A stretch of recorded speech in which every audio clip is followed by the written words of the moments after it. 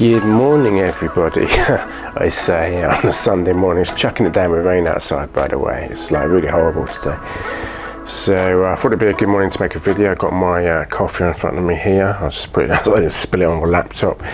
I thought I would kind of, ramble through a few different topics, mainly around, YouTube and, creating and stuff like that. I mean, as you'll know, I've been doing it for a while now. It certainly doesn't take over my whole life, by the way. I just wanted to clarify that. I do it as, I describe myself as like a sort of part-time YouTuber, ties in with the work sector a little bit, and maybe it's a bit of a hobby as well. What I don't do, and I make a point of this, and I'm going to stress this in the video as well, is I don't kind of beat myself up about not making a video on a particular week, because I think a lot of people feel compelled to make a video. If they don't make a video, they're letting their subscribers down, and the view subscriber counts to go up and down. In a typical week, you'll get a few, you lose a few, you'll get a few more, you lose a few more. So it's a bit like politics in some ways. Political parties. Sometimes they have more seats, sometimes they have less seats, and it goes up and down. So it's not like a constant line, and it's not like a constant trajectory where, if you imagine you've got like 100 subscribers, it's not a continuous line upwards. I mean, that's the dream, right? But the truth is people subscribe. It's a bit like, imagine you're watching the same TV programs all the time. You get bored of it, you see. So you just kind of pick up the remote control, flick off, bored of this, right, I'm done with this, and you watch something else. So it's quite similar to YouTube. Whilst it's not a TV channel, it's arguably consumable media in a similar format, but the difference is people are watching it from a laptop rather than a TV screen, although some people do watch it from a TV screen. The truth is, people get bored with people, right? How many times you've been down a pub or whatever, and you hear the same conversations from the same people in the same situations, same circumstances, and you reach a kind of conclusion privately and silently that this person is that, and you haven't got any more time for it, and you're done with it. So look, it's the same with YouTube. People,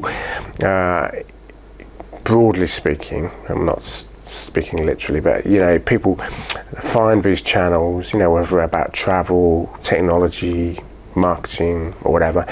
Maybe they're looking for a tutorial to solve a particular problem. I've done that. Maybe I've got a new bit of tech and I want a bit of help setting it up, and I search for XYZ digital camera, or XYZ piece of software, how-to type videos, stroke tutorials. So it's perfectly normal. And then once people have got the answer to what they're seeking and the information, they just like click off, and or maybe they don't even subscribe. They just want to watch one video to get the answer to the question. But do you see what I mean? So this is why the reason I mention that is this is why it's important to have like a good niche, because you need to keep the audience and the viewers' interest. Now, it's easier said than done, of course it is, but I do think because I've been doing it since, a good 18 months, sorry, slight cough. But I do think people beat themselves up a bit too much, and, ultimately, if your channel is not paying your wages, it's not making you money, then, do you see what I mean? So if you're spending, let's say, 15 hours a week making 2-3 videos a week, certainly 3, then is that a good return on investment on your time, as opposed to maybe doing something else, maybe doing like an online course, or going to work, or whatever. So you have to look at it in that context, rather than just making a video for the sake of making a video. Sometimes I think people can feel guilty and feel they're compelled to make a video, once a month, or twice a month, or 3 times a month.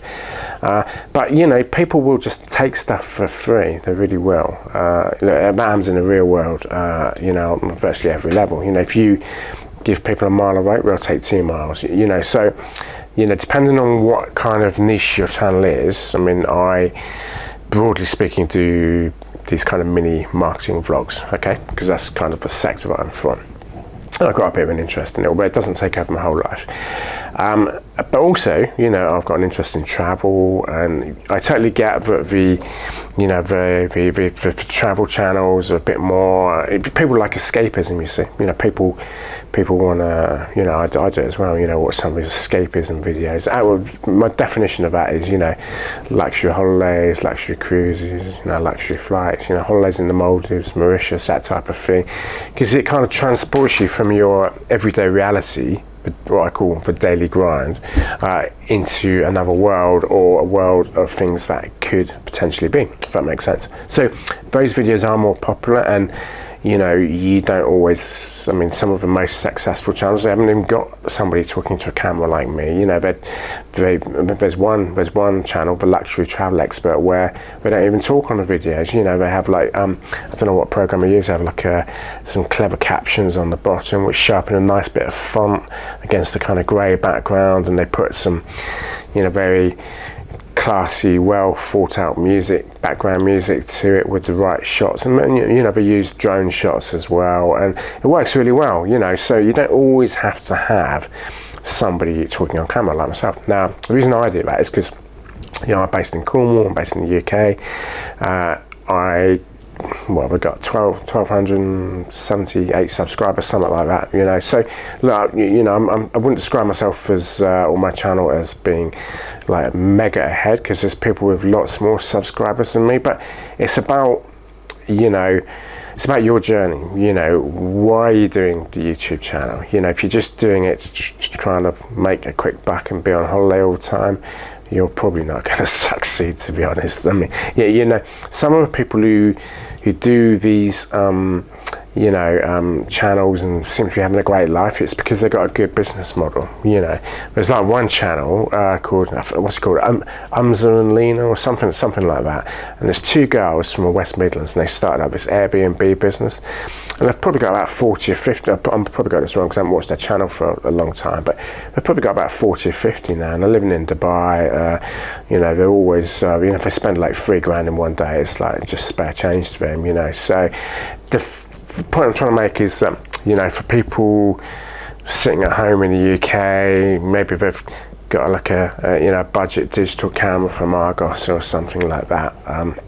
The average price for a digital camera is about 500 quid now. I mean, I paid $550 for mine 18 months ago. I've got a Sony, but you know, it depends. The type of camera you need would depend on the type of videos you're going to do. You know, if you're planning on walking around in public and, you know, maybe just filming like a few shots of yourself, and maybe having the camera facing the other way and filming, you know, shopping malls, nightclubs, you know, been out and about, concerts, all that kind of stuff. You know, been out in public. You'll probably need what's called like a DJI Osmo 3, and it comes with like if you get the combo kit, it comes with like a little gimbal. You know, so that's quite handy. I mean, I've got some tripods, like not massive ones, but I'm using one of them now. You know, just to put my, you know, I've got like a Sony camera that sits on top of a tripod, and you know, I got two tripods, different. You know, this is the one I use the most because it's just the right height for the vlogs, but I've got a slightly smaller one, a bit more portable. I can carry around, you know, in the pocket and stuff, or perch it on like a little fence or a shelf or something. But this is the main one I use. But yeah, just getting back to my point, you know, if you're planning on doing, you know, vlogs in public and stuff, you probably need like a DJI 2, DJI 3, about 500 quid thereabouts. You can get them refurbished for sort of 450, something like that. But yeah, the average price of a digital camera for vlogging, as opposed to like a DSLR camera, or whatever it's called, is about 500 quid. Now, you know, it's not necessary to spend like £1,000. I don't believe it is, just to get going. But you will need to spend good 500 quid, and probably a bit more than that, because you need different bits of software to you know, like, you know, Adobe Express, Canva Pro, Artlist or Epidemic Sound for the background tracks. Now, I've kind of experimented, but I'm just talking freely. You know, it's a Sunday morning, it's crap weather outside. You know, I've got my coffee here, but I'm just talking freely about some of the things which can help you on your journey. Now, look, I mean, I've experimented with this, background tracks for, Artlist and Epidemic Sound. I've tried both of them, by the way. Look, there's not a lot of difference between the two. Epidemic Sound's got a lot more tracks, but obviously you pay a bit more for it. It seems to be a bit more popular. But the truth is that with the videos I've done with these background music, you don't see a noticeable uptick in likes, shares and comments on the videos, which suggests that it doesn't have that much of an impact as one might think. Look, it's different if you're out in the Maldives and you're quite experienced using a drone and you're at a 5-star resort and you know how to use Adobe Premiere Pro and some other programs and stuff, then the background music can really kind of bring those kind of videos into its own and make a massive difference. But if you're the type of person, I don't know the way I said that, if you're the type of person who's just bought like a £450 cam or an Insta360 or something like that, I'm not saying that's a bad brand, because I watched a really good cruise vlogging video. Somebody used that camera, so I'm not at all knocking that at all. But the point I'm making is, if you haven't got subscribers and the sponsorships and all the rest of it, especially if you're under, let's say, 500 subscribers. I mean, I'm over 1,000, but it wasn't easy to get there. Then it's highly unlikely you're going to be in the Maldives, in Mauritius, or some of these other cool places for 5 days, flying first class Qatar Airways, and getting free access to all the areas of the resort, and living like a king or a queen, depending on your sex. It's highly unlikely, because these resorts aren't going to touch you, I hate to say it, with 100, 200, 300. If you pay out of your own pocket and go and stay there, you can film some stuff there, but that's going to cost you $3,000, and if you've only got 200, 300, 400 subscribers, is that viable? So I'm just trying to kind of be realistic here. So look, the people who are doing that, they perhaps started 7 or 8 years ago, 5, 6, 7 or 8 years ago, before the algorithms changed. The algorithms have changed on YouTube, by the way. It's not as easy to get to 1,000 subscribers now as it was sort of 2 years ago or even 1 year ago. So this happens with all the social media channels. I've seen it a lot. Being from a sector, I've seen it with Instagram, Threads, Twitter, LinkedIn, arguably, like when these things launch, the algorithms are hugely in the favor of the people using the platform to help them to get up to speed and to get the subscribers, the followers, connections, whatever you want to call it. But as these platforms grow and they get more users, and they have more of a need to monetize, what they need to do is they need to get you spending more money, and the way to do that is to change your algorithm so that you spend a bit more money and get a bit less. Call it shrinkflation. And I've seen that happen with YouTube. Just kind of 6 months ago, you could spend £10 for example, right? You could spend £10 and you could get 100 likes on a video or something, whereas now you spend, if you do spend it, you spend £10 and you'd be lucky to get 1 or 0, so it's completely changed. And the reason for that is because they've introduced these smart campaigns, and it's a lot more expensive, and it's basically 2 days before anything pretty much happens at all, because the AI has to learn about the campaign and who it's targeting and stuff. And look, it's I'm not going to pull in punches. It's not as effective as what it used to be. So there's this big push for organic content now, and your best bet if you are doing YouTube is to try and leverage it using other platforms like TikTok and Instagram and Threads, and just kind of maybe put your content, so if you record a video, put it on Instagram, maybe put it on Threads, put it on TikTok. I don't use TikTok, it's not my cup of tea. I find the demographic a bit more infantile maybe. It's just kind of I've tried it. It's just like people, mainly girls, doing like lots of silly dances and teenagers and stuff. It's not for me. You know, I mean, I'm not saying I'm an old age pensioner, but you know, I'm nowhere near an old age pensioner. But you know, I haven't got time for that. You know, I really haven't. So look, but if you want to try and, because Google Ads has changed the algorithm, especially for YouTubers, it's now much harder to get the likes and subscribes. So you've really got to focus on, you know, trying to leverage other platforms, and crucially, you know, some other things. Try and add value to what you're doing, because, you know, if people can see that you've, you know, done something properly and put a bit of time and effort into it, and, you know, your videos offer context and value which perhaps people can't find elsewhere, especially in a personal way, professional personal way, that is, then, you know, that will help you, because people are looking for, in the same way people go to Google and look for answers, you know, people go to YouTube and look for answers. And, you know, the latest algorithm update, you know, it focuses watch time. So if people can see that your videos are, you know, helping them, and they spend longer watching them, then obviously YouTube is going to be recommending your videos a bit more. Okay, so yeah, focus on value. So next point, like, everyone aims for perfection. Now, you know, as I mentioned on other videos, I've been doing it 18 months. When I first started, I was awful. You know, I didn't, you know, I was like all over the place. You know, talking as if I was down the pub, like, hello mate, you know, blah blah blah blah blah. I mean, it's a slight exaggeration there, but seriously, you know, you do learn as you do these things, especially with depending on the type of camera that you've got, you will learn to refine things and just be a bit more polished, a bit more calm, just come across a bit more natural, you know, or, you know, without sounding pretentious. I mean, a lot of these vlogs, you know, especially in the sectors like tech and marketing and IT and stuff, you know, a lot of the vloggers do come across as very pretentious, and I do believe that shows in the videos. You know, people aren't stupid. You know, they'll know from looking at you, you know, what kind of background you're from, what kind of upbringing you've had, what kind of, you know, socio-economic grouping, or what kind of home you might live in.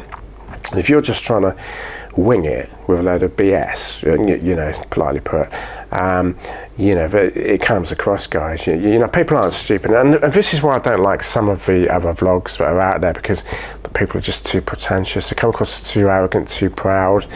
Everyone's got a story, everyone's got a background, everyone's got a journey, and everyone's journey is different. Yeah, so, you know, just try and keep things down to earth, try and keep things professional, try and be well spoken. Look into a camera. On my camera, I've got like a little sensor, so it follows my sort of head around the video and stuff, and, you know, I can just kind of focus. But as I said, when I first started, I was all over the place, you know, because it's all practice, you know, and I suppose it's helped me, you know, to kind of hone in and refine my video speaking skills, so to speak.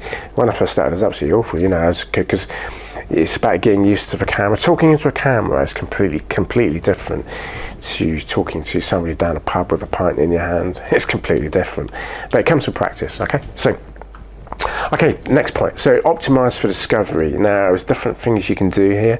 Use clear keywords. You know, you can use ChatGPT or Perplexity to try and find those keywords.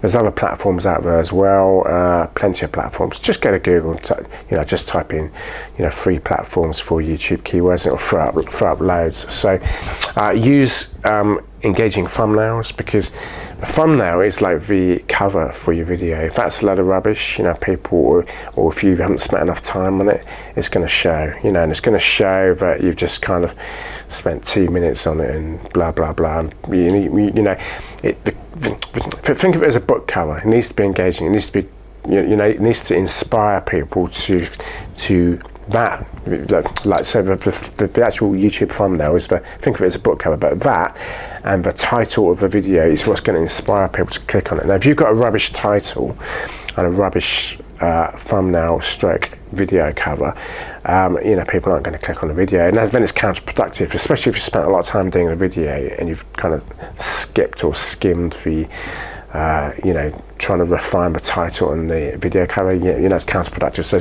remember to do that. It's worth doing.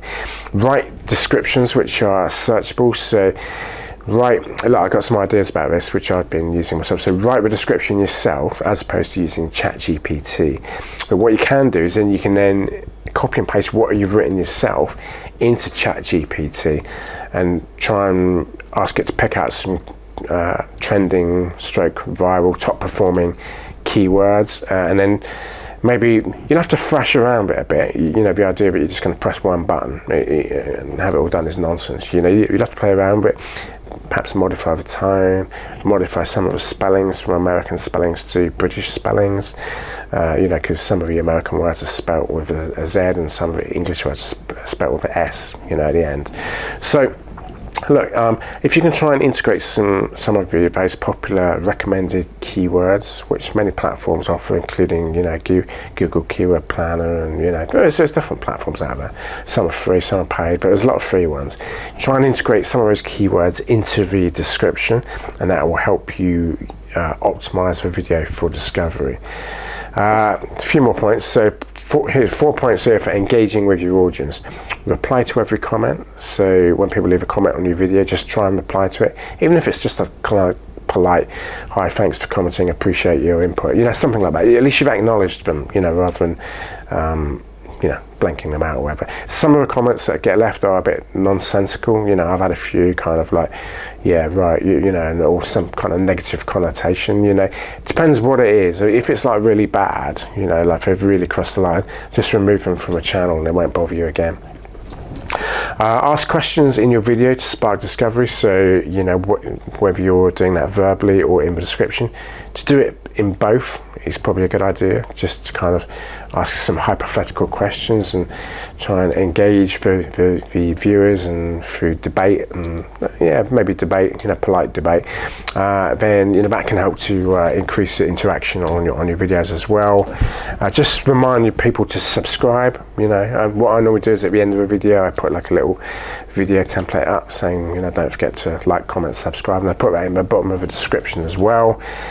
So yeah, look, I mean, I think maybe just have a call to action as well. You know, final point, on the bottom of the video, have like a call to action, you know, whatever that may be. It could be anything from, you know, check out the website if you're a business, to, you know, check out your personal social media page like Instagram, or obviously I don't know your situation, or whether you're a business or whether you're, you know, so, but try and have some kind of call to action, whatever that may be. The most basic one is subscribe to the channel, and you know, you need to write that in a polite, professional, engaging way. So I've kind of covered what I wanted to say without making it sound too humdrum, dull and boring. It is a bit of a science, it's a bit of an art, but I think the last thought I would leave you is just think about what you're doing, because if you're just giving everyone loads of information for free and it's zapping all your time, you know, you might maybe have a strategy that's kind of backfiring a bit. People will constantly take, you know, now I totally realize I do marketing, mainly marketing on my channel. I'm trying to kind of pivot that a little bit towards, you know, not exactly travel vlogs, because I think there's too many people doing travel vlogs, but I want to try and pivot it to, you know, something a bit more, you know, maybe I'll do some, you know, travel tech marketing, something like that. But just try and, you know, don't feel pressured and compelled into making videos and losing loads of your time, because a lot of people, like, everyone's got different reasons for being on it, and a lot of people don't get the money back from YouTube. They really don't, you know. Yeah, it's great when you see like a successful creator with, like, you know, 1 million subscribers and the videos are fun to watch. You know, that's great. You know, we all love that, yeah. But the truth is, most people don't make it to. I mean, look, if you pick out sort of 10 businesses at random, 10 small businesses at random, they've got, you know, YouTube channels. Look at the YouTube channels. You'd be surprised. Most of them, you know, even though the businesses might have been going, you know, 6, 7, 8, 10 years or more, you know, most of them haven't even got 100 subscribers. I mean, there's one company now that's been going 28 years and they've got 6 subscribers on YouTube. See what I mean? So most people do not get very far because it's a bit tougher than what they think, and you know, you got to have the right branding, you've got to have the right profile picture. You know, when people land on your channel, it has to look professional, as if it's not some kind of, you know, shoddy one. I mean, look, the amount of times I've landed on a channel, a YouTube channel that is, and I've seen no profile pic, 1 subscriber and 2 videos which aren't even their own and no description, and I just think there's no way I'm subscribing to that. So aim for credibility. I'm not saying my channel is perfect, I'm not saying I have all the answers, I'm not saying I'm the most polished, distinguished creator, but just aim for something of substance so that when people land on it, they can see that it's professional, honest, trustworthy. Try and build trust. It's the best way to do it. So I'll shut up, I've talked for too long. Hope you have a great rest of the weekend. Sorry, I know it's awful weather outside today, but it is in Cornwall anyway. So yeah, take care, and I'll see you next time. Cheers.